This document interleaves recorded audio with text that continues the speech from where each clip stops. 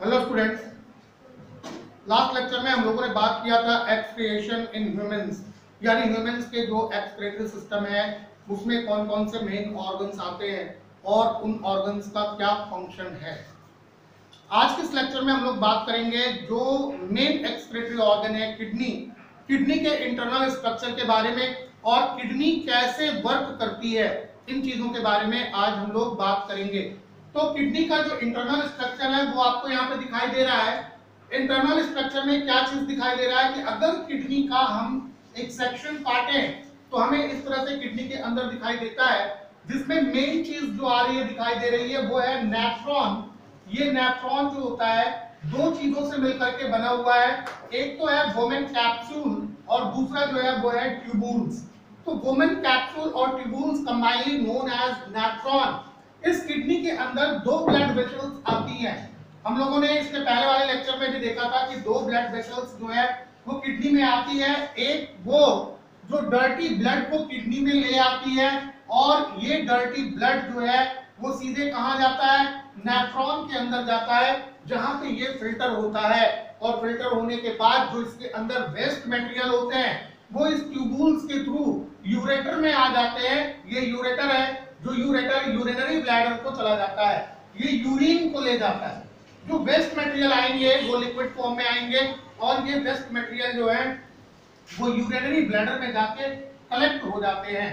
तो ये हुआ किसका, जो डर्टी ब्लड को ब्लड वेसल्स ले आता है, जिसको कहते हैं रेनल आर्टरी। रेनल आर्टरी जो है वो डर्टी ब्लड को किडनी तक ले आता है। फिर आती है बात रेनल वेन्स की। जब किडनी जो है वो ब्लड को फिल्टर कर देती है तो फिल्टर कर देने के बाद क्या होता है, फिल्टर कर देने के बाद ये किडनी जो है वो जो ब्लड होता है, जो प्यूरिफाइड होता है, जो साफ हो चुका है, क्लीन हो चुका है, वो रेनल वेन्स में ले आता है और रेनल वेन्स के थ्रू ये ब्लड जो है वो पुनः बॉडी के अंदर चला जाता है, ये हार्ट को चला जाता है, जहां से वो फिर से लंग्स में पंप करेगा और फिर पूरी बॉडी के अंदर इसको क्या करेगा, रन कराएगा। तो ये स्ट्रक्चर होता है, पूरा का पूरा जो स्ट्रक्चर होता है किसका, ये पूरा स्ट्रक्चर जो होता है वो किडनी का होता है। देखो ये इतनी चीजें जो होती हैं वो ग्लोमेरुलस कहलाती है। ग्लोमेरुलस, ये ग्लोमेरुलस कहलाएगा कंप्लीट स्ट्रक्चर। इसमें वोमेन कैप्सूल और ट्यूबूल ये कंबाइनली मिलकर के नेफ्रॉन बनाते हैं। नेफ्रॉन जो है यही मेन जो है वो रीजन है जहां पे ब्लड का फिल्ट्रेशन होता है, या हम यूं कह सकते हैं कि nephron is the excretory unit of human body. Nephron जो होता है वो ह्यूमन बॉडी का एक्सक्रेटरी यूनिट होता है। तो फटाफट इसको ड्रॉ कर लीजिए, फिर हम लोग इसको एक्सप्लेन करते हैं कि कैसे लिखना है इन चीजों को। तो ड्रॉ करिए फटाफट, मिटाते हैं इसको। अब एक एक चीजों को हम लोग यहाँ पे एक्सप्लेन करेंगे कि कौन सी चीजें हैं और उनका फंक्शन क्या है। तो सबसे पहली चीज देखो, किडनी को अगर हम लोग खोले तो इसका इनर स्ट्रक्चर दिखाई देता है। इंटरनल स्ट्रक्चर में क्या क्या चीजें दिखाई देती हैं कि प्रत्येक किडनी जो होती है वो बहुत सारे एक्सक्रेटरी यूनिट्स के द्वारा बनी होती है। क्या चीज कि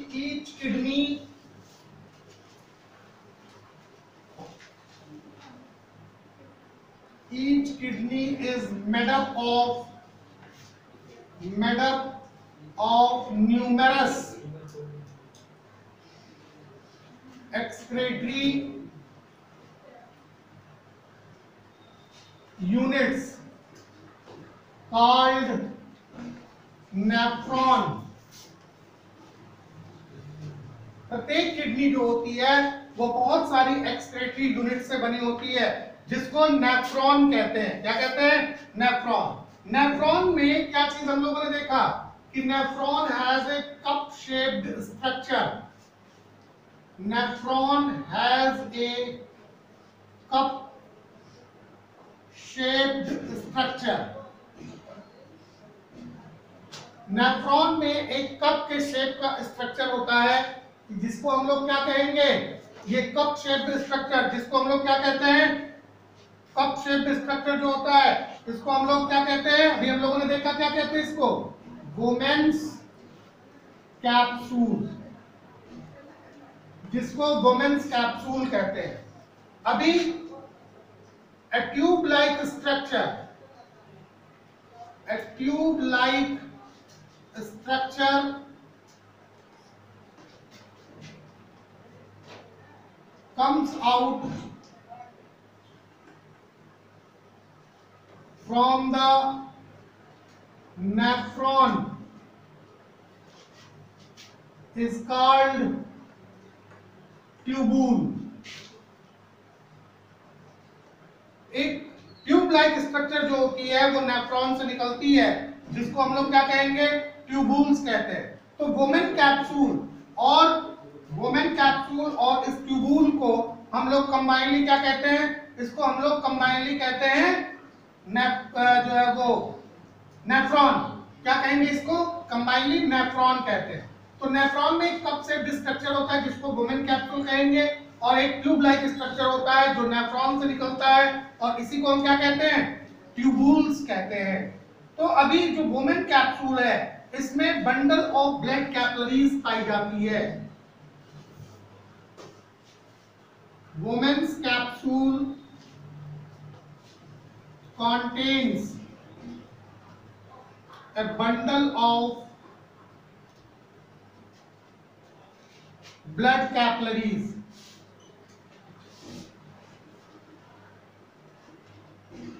Woman capsule contains a bundle of blood capillaries which is called glomerulus, which is called glomerulus. Women capsule के अंदर बहुत सारी ब्लड कैपिलरीज का गुच्छा पाया जाता है और इसी को ग्लोमेरुलस कहते हैं। तो one end of the glomerulus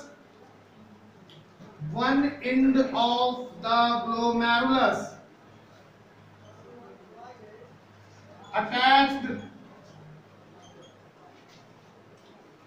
to the renal artery,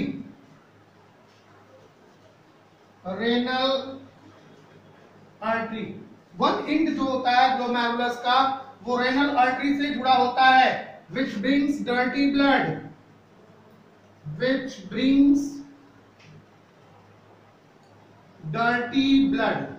जो डर्टी ब्लड को कहां ले आता है, किडनी में ले आता है। यानी डर्टी ब्लड का मतलब ऐसा ब्लड जिसके अंदर जो वेस्ट मटेरियल्स बॉडी निकालती है, वो वेस्ट मटेरियल्स उस ब्लड के अंदर जो है वो मिक्सअप रहते हैं। तो एक सिरा जो ग्लोमेरुलस का होता है वो रेनल आर्टरी से जुड़ा होता है।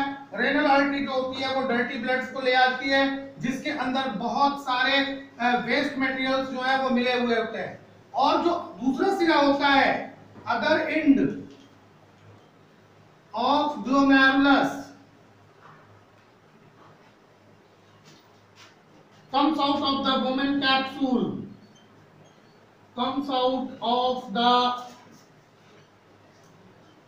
Women's capsule.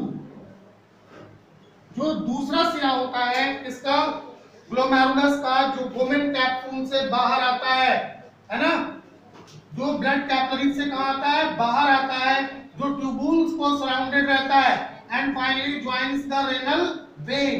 तो ये वुमेन्स कैप्सूल से बाहर आता है एज ए ब्लड कैपिलरीज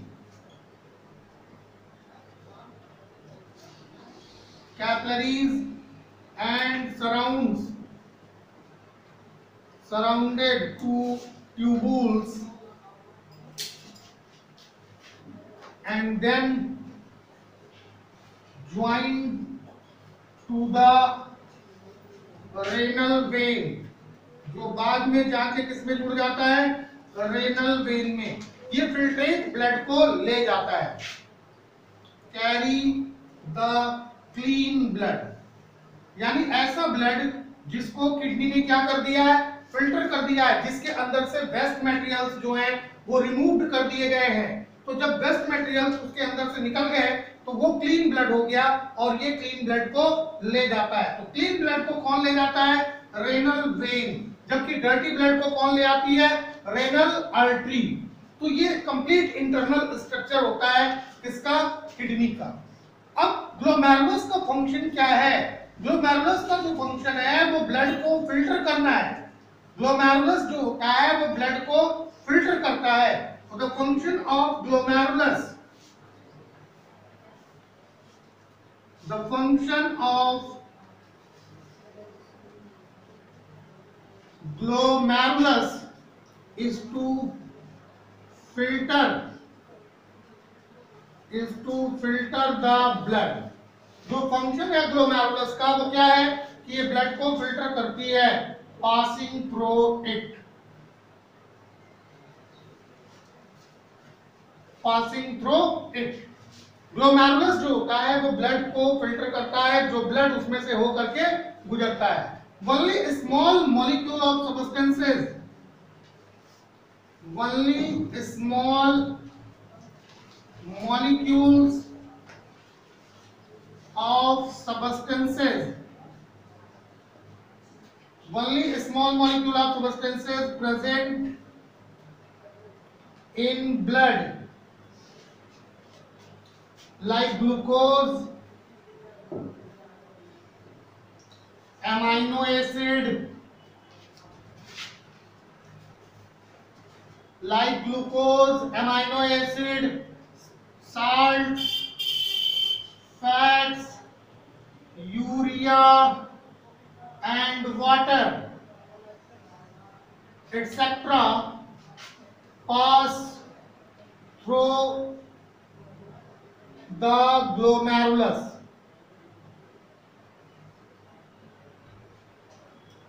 केवल जो छोटे छोटे सबस्टेंसेस होते हैं, जो छोटे मॉलिक्यूल्स होते हैं सबस्टेंसेस के, जो ब्लड के अंदर उपस्थित होते हैं, जैसे ग्लूकोज है, एमाइनो एसिड्स है, साल्ट्स है, फैट्स है, यूरिया है और क्या है, वाटर, यही ग्लोमेरुलस के द्वारा आर पार जा सकते हैं।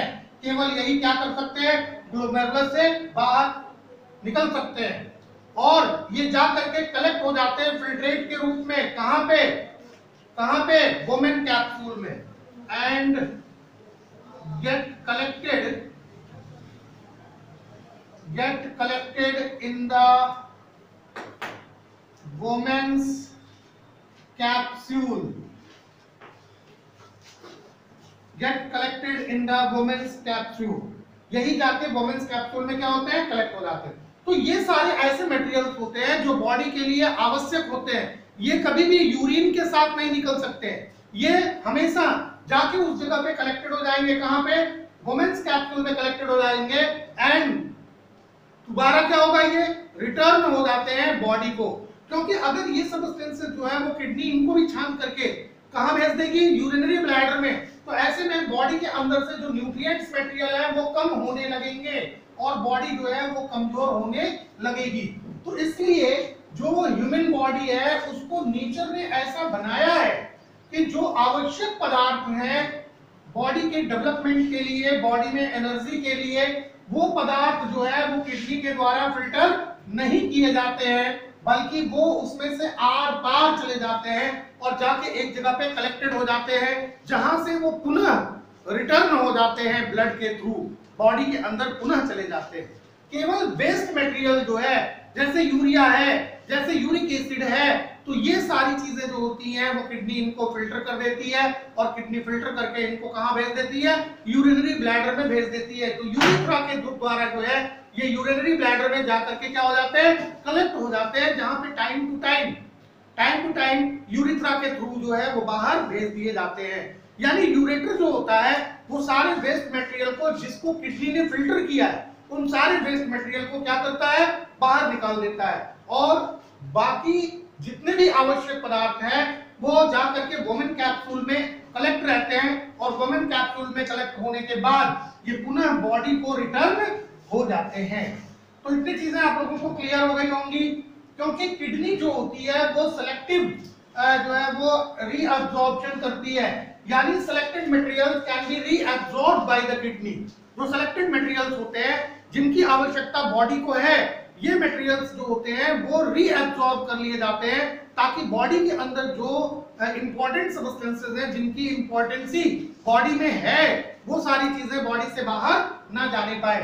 लेकिन आपने देखा होगा कभी कभी बहुत से ऐसे केसेस आते हैं जिसमें कोई भी ऐसा व्यक्ति आपने देखा होगा कि जो बार बार बाथरूम जाता है और हर बार बाथरूम जाने के बाद उसके अंदर वीकनेस आती है, तो डेफिनेटली उसकी किडनी जो है वो प्रॉपर फंक्शन नहीं कर रही है और कुछ अमाउंट में ग्लूकोज जो है वो यूरिन के थ्रू बाहर निकल रहा है। तो glucose is one of the most important source of energy in the body. तो अगर ग्लूकोज जो है वो यूरिन के थ्रू बाहर निकल रहा है तो इसी को हम लोग यूरिन शुगर कहते हैं। यानी हमारी किडनी जो है वो ब्लड से ग्लूकोज को सेपरेट कर पाने में असमर्थ है और यही यूरिन शुगर कहलाता है, इसी को यूरिन शुगर कहते हैं। तो अगर किसी भी व्यक्ति को यूरिन शुगर है तो वो व्यक्ति जो होगा वो धीरे धीरे कमजोर होता जाएगा और कभी भी ऐसा हो सकता है कि वो बाथरूम करते वक्त ही गिरे और फिर मर सकता है, जान जा सकती है। दूसरी इंपॉर्टेंट चीज जो है कि अगर यूरिन में ग्लूकोज जा रहा है, यूरिन में शुगर जा रहा है, तो ऐसी कंडीशन में उस व्यक्ति के अंदर यूटीआई होने की संभावना ज्यादा बढ़ जाती है, क्योंकि हम लोग जानते हैं कि शुगर जो है वो टेस्ट में कैसा होता है, मीठा, और ऐसे मीठे पर बैक्टीरिया का अटैक बहुत तेजी से होता है। तो यूटीआई, जिसको यूरिनरी ट्रैक इन्फेक्शन कहते हैं, ये यूरिनरी ट्रैक इन्फेक्शन हो सकता है और यूरिनरी ट्रैक इन्फेक्शन होने की वजह से भी किडनी जो है वो खराब हो सकती है, यानी गुर्दे जो हैं वो खराब हो सकते हैं। तो ये चीजें ध्यान में रहे। अब हम लोग देखेंगे कि इनका फंक्शन क्या है, कैसे जो है वो करती है। तो अगर हम लोग एक्सक्रीटरी सिस्टम के वर्किंग को देखना चाहते हैं तो सबसे पहली चीज तो ये है कि हम लोग ने जो फिगर बनाया था उस फिगर को ध्यान में आप रख लीजिए कि जो फिगर हम लोगों ने बनाया किडनी का, किडनी के अंदर हम लोगों ने क्या देखा, किडनी के अंदर देखा कि वोमेन कैप्सूल पाया जाता है। यहाँ पे जो है वो वोमेन कैप्सूल है और यहाँ से जो है वो ट्यूबुल्स निकलता है, ये ट्यूबुल्स निकलता है और ये ट्यूबुल्स जो है वो चला जाता है कहाँ पे, यूरेथ्रा में, यूरेटर में ये ट्यूबुल्स जो है वो यूरेटर के साथ जाके ज्वाइन हो जाता है, यहाँ से ऐसे यूरेटर में ज्वाइन रहता है। ये यूरेटर क्या करता है, यूरेटर जो है वो जो वेस्ट मटेरियल किडनी से फिल्टर होते हैं उनको यूरिनरी ब्लैडर में ले जाता है। यहाँ पे आपने देखा होगा कि यहाँ पे बहुत सारी कैपिलरीज हैं गुच्छे में, जिसको ग्लोमेरुलस कहते हैं, और यहाँ से ऐसे ट्यूबुल्स निकलता है। ये जहाँ जाके जुड़ता है वो क्या है, जहाँ पे जुड़ता है ये रेनल वेन्स होती है, जबकि जो ब्लड ले आता है ये रेनल आर्टरी होती है। ये स्ट्रक्चर आपने देखा, ये इसलिए जो है वो स्ट्रक्चर था किडनी का, जो इंटरनल पार्ट्स को शो करता है, किडनी का स्ट्रक्चर था ये आपने देखा। यहाँ पे जो ग्लोमेरुलस है इसके अंदर वो सारे सबस्टेंसेस जो स्मॉल है और इम्पोर्टेंट है किसके लिए, बॉडी के लिए, वो सब कलेक्टेड रहते हैं और यहीं से ये क्या होते हैं, निकल करके पुनः वापस चले जाते हैं, यानी रीअब्सॉर्ब हो जाते हैं, ब्लड के अंदर पुनः वापस चले जाते हैं। जैसे ग्लूकोज है जो कि एनर्जी के लिए आवश्यक है, अमाइनो एसिड से प्रोटीन का फॉर्मेशन होता है, तो प्रोटीन फॉर्मेशन के लिए अमाइनो एसिड आवश्यक है। ऐसे बहुत सारे सबस्टेंसेस जो बॉडी के लिए इंपॉर्टेंट होते हैं वो यहाँ से क्या होते हैं, रीअब्सॉर्ब हो जाते हैं। तो इस स्ट्रक्चर को ध्यान में रखें अगर, तो क्या चीज कि जो डर्टी ब्लड आता है वो कौन ले आता है, रेनल आर्टरी, ये डर्टी ब्लड ले आता है, जबकि क्लीन ब्लड को कौन ले जाता है, रेनल वेन ले जाता है, रेनल वेन। तो इस चीज को आप लोग ऐसे ही समझ लीजिए कि रेनल आर्टरी जो होती है वो डर्टी ब्लड को ले आती है और इस डर्टी ब्लड के अंदर क्या चीजें होते हैं, इसमें यूरिया होती है। ये यूरिया कहाँ जाएगी, ग्लोमेरुलस में। ये क्या है, ग्लोमेरुलस, ये जाती है कहाँ पे, ग्लोमेरुलस में जाती है। तो ग्लोमेरुलस में जाने के बाद इसका क्या होता है, ग्लोमेरुलस में बहुत सारी कैपिलरीज का गुच्छा है और ग्लोमेरुलस में जाकर के ये फिल्टर हो जाता है। फिल्ट्रेशन के दौरान जितने भी स्मॉल सबस्टेंसेस हैं वो निकल करके इस वोमेन कैप्सूल में क्या होते हैं, कलेक्ट हो जाते हैं। तो जैसे ग्लूकोज है, अमाइनो एसिड है, साल्ट है, वाटर है, ये सब ब्लड के अंदर जो होते हैं वो वोमेन कैप्सूल में चले जाते हैं और फिर ट्यूबुल्स में आ जाते हैं, नेफ्रॉन के ट्यूबुल्स में ये आ जाते हैं, ये है ट्यूबुल्स में ये आ जाते हैं। तो अभी ट्यूबुल्स में क्या होता है, ट्यूबुल्स में इनका रीअब्सॉर्प्शन होता है, क्योंकि जितने भी इसमें ऐसी चीजें हैं जो बॉडी के लिए आवश्यक है, किडनी उनको शरीर से बाहर नहीं जाने देती है, उनको वोमेन कैप्सूल में ये कलेक्ट करके रखती है और ट्यूबुल से आकर के ये पुनः क्या होते हैं, पुनः रीअब्सॉर्ब हो जाते हैं और रीअब्सॉर्ब हो करके रेनल वेन में चले जाते हैं, जिसमें ब्लड के थ्रू ये पुनः बॉडी के अंदर पहुंच जाते हैं। तो यही प्रॉपर वे है कि रेनल आर्टरी से डर्टी ब्लड आएगा ग्लोमेरुलस में, ग्लोमेरुलस में कैपिलरीज का बंडल पाया जाता है जहां पे फिल्ट्रेशन होगा, इसमें जो इंपॉर्टेंट सब्सटेंसेस है जैसे ग्लूकोज है, जैसे वाटर है, जैसे अमाइनो एसिड्स है, तो ये सारी चीजें जो होंगी वो उसी वुमेन कैप्सूल में कलेक्टेड होंगी और इस ट्यूबुल से पुनः ये जो है वो रेनल वेन्स के साथ, यानी जो क्लीन ब्लड जा रहा है उसके साथ रीअब्सॉर्ब होकर के वापस चले जाते हैं। तो इतनी चीजें ध्यान रखिएगा।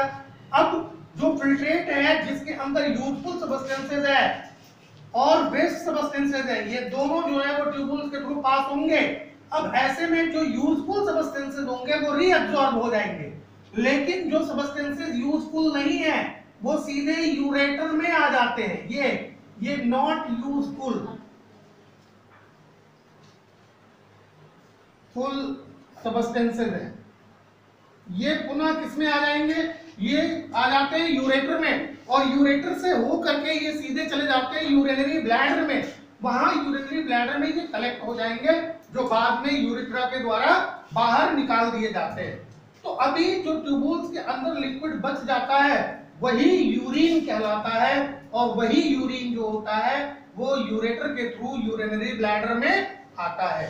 तो इतनी चीजें ध्यान रखिएगा कि from the ureter urine passes into urinary bladder and urine is stored in the bladder for some time and ultimately passed out of the body through the ureter. Urine केवल कुछ ही समय तक यूरिनरी ब्लैडर के अंदर रहता है और समय के साथ इसको क्या किया जाता है, शरीर से बाहर निकाल दिया जाता है।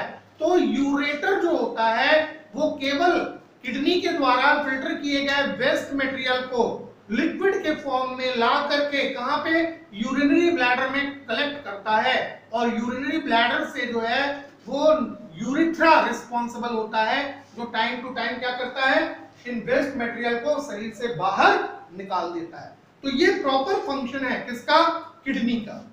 अभी हमने आपको थोड़ी देर पहले बताया कि कुछ ऐसी चीजें आती हैं जिनकी वजह से किडनी जो है वो काम करना बंद कर देती है। तो इसको हम लोग क्या कहते हैं, इसको हम लोग कहते हैं किडनी फेल्योर। बहुत सारी ऐसी सिचुएशंस आती हैं जिसमें किडनी जो है वो प्रॉपर वे में काम करना बंद कर देती है, किडनी काम नहीं करती है। वो चाहे हाई शुगर की वजह से हो या कुछ और कारण हो, या फिर यूटीआई के कारण हो, यूरिनरी ट्रैक्ट इन्फेक्शन के कारण हो, या फिर जो किडनी है उसके अंदर कभी कभी कैल्शियम के ऑक्सलेट और कैल्शियम के फॉस्फेट बनने लगते हैं, और ये कैल्शियम के ऑक्सलेट और कैल्शियम के फॉस्फेट्स जो होते हैं वो सॉलिडिफाइड हो जाते हैं, जिनको किडनी स्टोन के नाम से जाना जाता है। तो ये किडनी के अंदर स्टोन्स बनने लगते हैं जो कैल्शियम ऑक्सलेट या कैल्शियम फॉस्फेट के होते हैं। तो जब ये स्टोन्स बन जाते हैं तो भी किडनी जो है वो प्रॉपर फंक्शन नहीं कर पाती है, और अगर उसका प्रॉपर टाइम पे ऑपरेशन नहीं कराया गया तो ऐसे में वो किडनी जो है वो खराब हो जाती है, परमानेंटली खराब हो जाती है। तो इसी को हम लोग रेनल फेल्योर भी कहते हैं या किडनी फेल्योर कहते हैं। इसी को हम लोग क्या कहते हैं, किडनी फेल्योर और रेनल फेल्योर। तो अगर किडनी फेल हो गई तो ऐसी कंडीशन में ब्लड के अंदर वेस्ट मटेरियल्स जो होते हैं वो बढ़ने लगेंगे। अगर किडनी जो है वो प्रॉपर फंक्शन करना बंद कर दे तो ब्लड के अंदर जो है वो वेस्ट मटेरियल क्या होते हैं, बढ़ने लगते हैं, और अगर उसका प्रॉपर उपचार नहीं किया गया तो ऐसे में व्यक्ति की डेथ हो सकती है। तो अब सवाल ये है कि वो कौन सी चीजें, वो कौन से प्रिकॉशंस है, कौन से स्टेप्स हैं which should be taken at the time of renal failure, क्या किया जाना चाहिए। तो सबसे महत्वपूर्ण चीज तो ये आती है कि किडनी का ट्रांसप्लांट हो, किडनी को ट्रांसप्लांट किया जाए।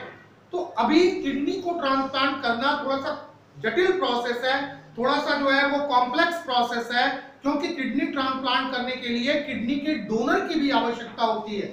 अगर किडनी का डोनर होगा तो किडनी ट्रांसप्लांटेशन पॉसिबल है, लेकिन अगर ट्रांसप्लांटेशन के लिए कोई भी डोनर अवेलेबल नहीं है तो ऐसी कंडीशन में आर्टिफिशियल किडनी का यूज किया जाता है, और इस आर्टिफिशियल किडनी को डायलाइजर मशीन कहते हैं, जिसमें व्यक्ति का डायलिसिस किया जाता है। तो कैसे पता चले कि हमारी किडनी जो है वो प्रॉपर फंक्शन नहीं कर रही है। तो किडनी अगर प्रॉपर फंक्शन नहीं कर रही है, इस चीज को जानने के लिए ब्लड टेस्ट करवाया जाता है। जिसमें ब्लड टेस्ट में क्या चीज चेक किया जाता है, सीरम क्रेटिनिन। सीरम क्रेटिनिन की जांच करवाई जाती है। सीरम क्रेटिनिन किसी भी नॉर्मल ह्यूमन बीइंग्स के अंदर 0.4 से 0.8 तक होना चाहिए, लेकिन अगर 0.8 से ज्यादा क्रेटिनिन जो है वो ब्लड के अंदर है तो इसका मतलब उसकी किडनी जो है वो प्रॉपर फंक्शन नहीं कर रही है। अगर यही क्रेटिनिन जो है वो 5 यूनिट से ज्यादा चला जाए तो ब्लड के अंदर अगर 5 यूनिट से ज्यादा क्रेटिनिन हो जाएगा तो ऐसे व्यक्ति को मेडिसिन के द्वारा, अगर किडनी जो है वो थोड़ा बहुत भी काम कर रही है तो मेडिसिन के द्वारा इसको घटाया जा सकता है। लेकिन अगर ये क्रेटिनिन 5 से ऊपर चला गया, 6, 7, 8 तक पहुंच गया तो ऐसे व्यक्ति को डायलिसिस की आवश्यकता होती है, उसको एक आर्टिफिशियल किडनी की आवश्यकता होती है। अगर ये क्रेटिनिन बहुत ज्यादा बढ़ जाए तो ऐसी कंडीशन में व्यक्ति का ब्रेन भी काम करना बंद कर सकता है, क्योंकि उस कंडीशन में उसको प्रॉपर और क्लीन ब्लड नहीं मिल पाता है। तो ऐसे में ब्रेन काम करना बंद कर सकता है, आंखों का रंग जो है वो बदल जाता है। कभी कभी ऐसा भी देखने को मिलता है कि व्यक्ति पागलों के जैसा व्यवहार करने लगता है। तो इस सिचुएशन में उसको डायलिसिस की जरूरत पड़ती है, तो इसके लिए डायलिसिस करवाया जाता है। तो डायलिसिस क्या चीज है, डायलिसिस क्या होता है?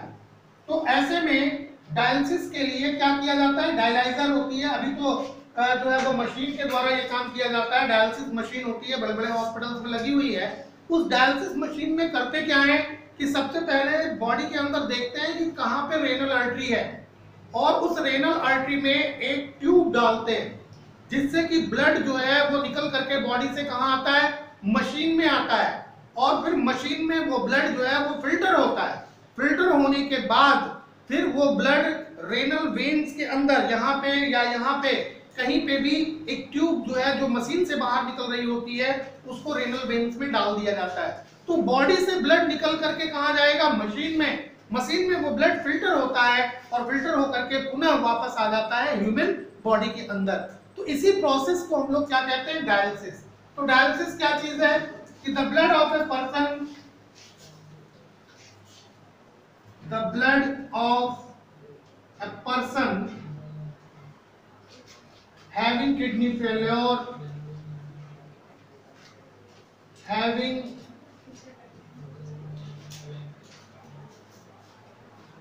kidney failure can be cleaned,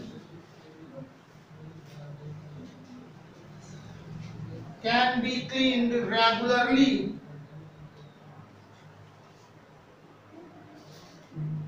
by kidney machine. The procedure used for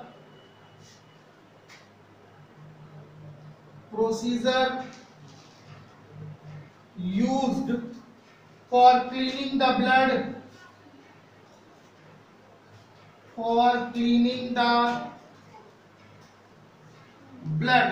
of a person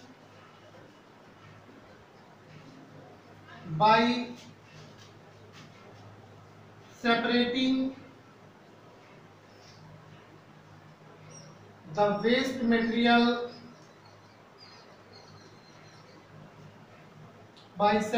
the waste material from it is called dialysis.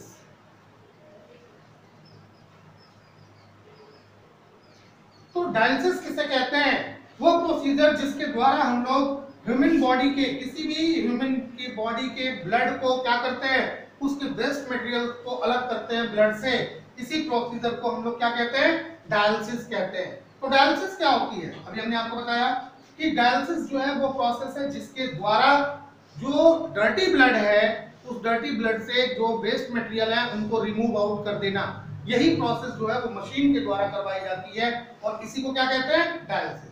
तो blood from an artery in the patient's arm is made to flow into the dialyser. क्या करते हैं कि blood जो होगा वो renal artery में एक ट्यूब डालेंगे जिससे वो डायलाइजर मशीन के अंदर ब्लड जाएगा। अब डायलाइजर मशीन के अंदर ऐसे सॉल्यूशंस रखे होते हैं जिन सॉल्यूशंस में जो उसके अंदर वेस्ट मटेरियल है वो डिसॉल्व हो जाते हैं, और जो वेस्ट मटेरियल निकल जाएंगे वो ब्लड कैसा हो गया, क्लीन ब्लड हो गया। अब उस क्लीन ब्लड को मशीन से बाहर एक ट्यूब के द्वारा लाया जाता है, और वो ट्यूब जो होती है वो रेनल वेन्स में लगा दी जाती है। तो एक ट्यूब से ब्लड निकल करके मशीन में जाता है और दूसरी ट्यूब से मशीन से निकल करके पुनः ह्यूमन बॉडी में आ जाता है। इसी प्रोसेस को हम लोग डायलिसिस कहते हैं। जिस मशीन के द्वारा डायलिसिस करवाया जाता है उसको डायलाइजर कहते हैं। तो इस तरह से कोई भी व्यक्ति जिसकी किडनी फेल हो चुकी है यानी रेनल फेल्योर हो गया है, उसको कुछ समय तक जिंदा रखा जा सकता है। बस इसमें यह है कि एक पीरियोडिक डायलिसिस उसका होना चाहिए, लगातार उसका। अब ये चीज डिपेंड करता है कि उसकी किडनी कितना वर्क कर रही है। अगर थोड़ा बहुत वर्क कर रही है तो उसको हफ्ते में डायलिसिस की जरूरत पड़ती है, थोड़ा और वर्क कर रही है तो 15 दिन में, थोड़ा और वर्क कर रही है तो 24 दिन में या 1 महीने पे डायलिसिस की आवश्यकता होती है। तो ऐसे व्यक्तियों को टिल लाइफ डायलिसिस की जरूरत पड़ेगी अगर उनकी किडनी प्रॉपर फंक्शन में नहीं आ पाई तो। लेकिन कभी कभी ऐसा होता है कि किडनीज जो है वो कुछ ही दिनों में मेडिसिन वगैरह से प्रॉपर फंक्शन में आ जाती हैं, तो फिर उस व्यक्ति के डायलिसिस का जो टाइम है वो घट जाता है, अपने आप डायलिसिस जो है वो कम हो जाता है, क्योंकि किडनी जो है वो प्रॉपर फंक्शन करने लगती है। तो डायलिसिस केवल उसी व्यक्ति की वो आवश्यक होती है जिसकी किडनी परमानेंटली फेल हो चुकी है। तो स्टूडेंट्स, ये था एक्सक्रीटरी सिस्टम ह्यूमन का, और इसके साथ ही आप लोगों का ये चैप्टर यहाँ फिनिश होता है। तो अभी हम लोग मिलेंगे फिर नेक्स्ट लेक्चर में नए चैप्टर के साथ, हम लोग बात करेंगे नए टॉपिक्स पे। तब तक आप लोग इन सारी चीजों को नोट करिए और प्रिपेयर करिए। तो फिर मिलेंगे हम लोग नए चैप्टर के साथ नए लेक्चर में।